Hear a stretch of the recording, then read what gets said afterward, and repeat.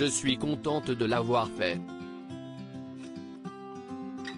Le 12 mars dernier avait lieu à l'Olympia la 46e cérémonie des Césars présentée par Marina Foïs, durant laquelle de nombreux artistes se sont relayés pour remettre au cinéma français de prestigieuses récompenses.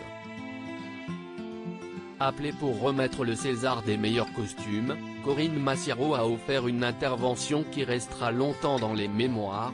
Vêtue d'un costume d'âne, la comédienne s'est ensuite présentée dans la robe de Carrie au bal du diable pour finalement se dévêtir complètement pour dénoncer les restrictions à l'encontre du monde de la culture depuis le début de la crise du coronavirus.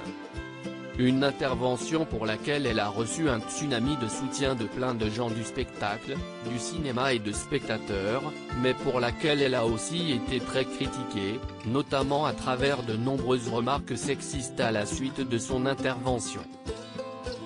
Il y a toujours des gens qui ne sont pas d'accord, déplore Corinne Massiaro dans les colonnes du Parisien, rapportant avoir lu sur les réseaux sociaux que l'on ne doit pas montrer son cul quand on a passé 25 ans et qu'on ne fait pas du 36.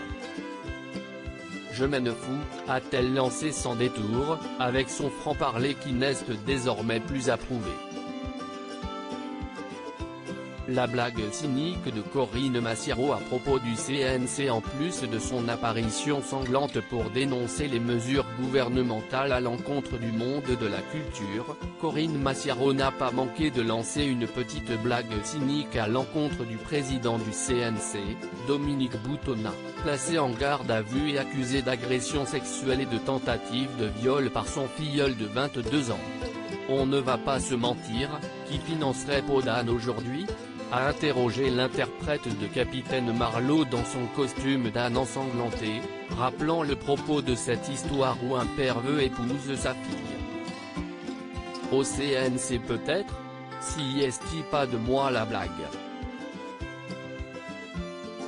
Non mais je vais arrêter parce que je suis sur la mauvaise dépente, et moi dépente, je l'aimais bien, a-t-elle ajouté.